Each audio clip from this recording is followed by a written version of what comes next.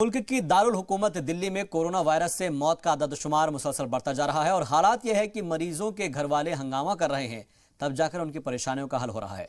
दिल्ली में वबा के हालात पर देखिए हमारी खास रिपोर्ट।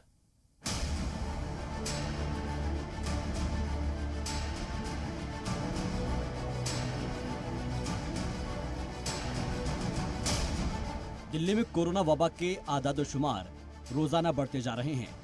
अफसोस की बात यह है कि दिल्ली में कोरोना मुतासरीन की मौत के आदादशुमार अब रिकॉर्ड बना रहे हैं। अभी दिल्ली में जितने बदतर हालात है वैसे पिछले एक साल में कभी नहीं थे। जानकारी के मुताबिक दिल्ली में कल शाम तक सिर्फ 7 वेंटिलेटर वाले आईसीयू कोविड बेड बचे हुए थे।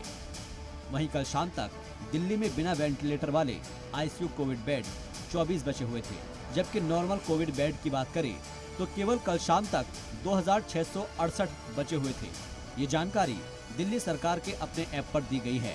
इतना ही नहीं, दिल्ली में हर घंटे कोरोना के 11 मुतासरीन की मौत हो रही है। पिछले 24 घंटे में दिल्ली में कोरोना के 277 मरीजों की मौत हो गई। इस दौरान दिल्ली में कोरोना के 28,395 नए मामले दर्ज किए गए हैं। दिल्ली में कोरोना से पॉजिटिविटी रेट 32.82% हो गया है।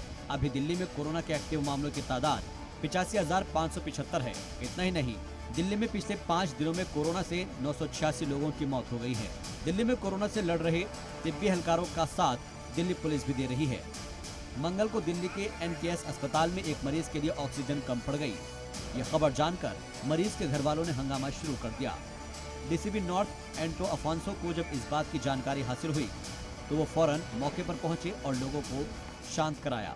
इसके बाद उन्होंने अपनी सतह पर ही मरीजों के लिए ऑक्सीजन सिलेंडर का इंतजाम करना शुरू कर दिया।